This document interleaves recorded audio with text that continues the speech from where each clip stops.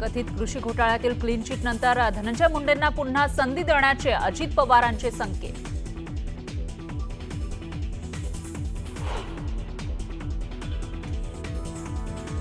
कृषी मंत्री माणिकराव कोकाटेंसंदर्भात मंगळवारपर्यंत निर्णय घेणार अजित पवारांची माहिती. सोमवारी अजितदादा मुख्यमंत्र्यांशी चर्चा करणार.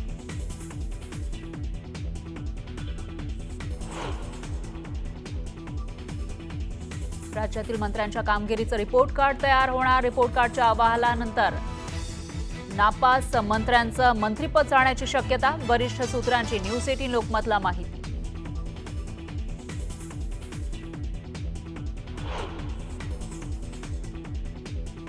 राज्यातील विविध विकास प्रकल्पांचा मुख्यमंत्र्यांकडून पाठपुरावा. दिल्लीमध्ये मुख्यमंत्र्यांनी अनेक नेत्यांच्या घेतल्या भेटीगाठी. अमित शहा, राजनाथ सिंग, JP नड्डा यांच्यासह सीतारमण यांचीही घेतली भेट.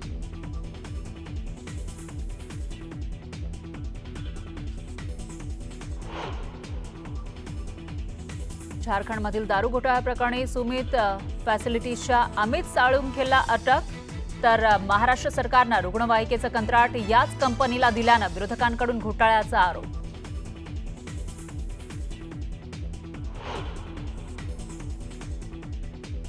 महायुतीच्या कॅबिनेट आणि राज्यमंत्र्यांमध्ये मानापमान नाट्य. माधुरी मिसाळ यांनी सामाजिक न्याय विभागाची परस्पर बैठक घेतल्यानं संजय शिरसाट यांची नाराजी.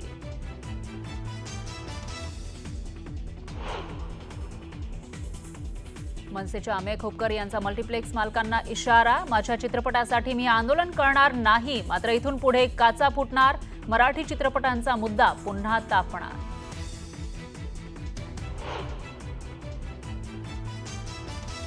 बडे मुद्देमध्ये भाजप आणि काँग्रेसचे प्रवक्ते भिडले. केशव उपाध्याय यांनी मांडली काँग्रेसच्या भ्रष्टाचारी मंत्र्यांची कुंडली. तर विद्यमान मंत्रिमंडळातील भ्रष्ट मंत्र्यांचा हनुमंत पवारांनी दिला दाखला.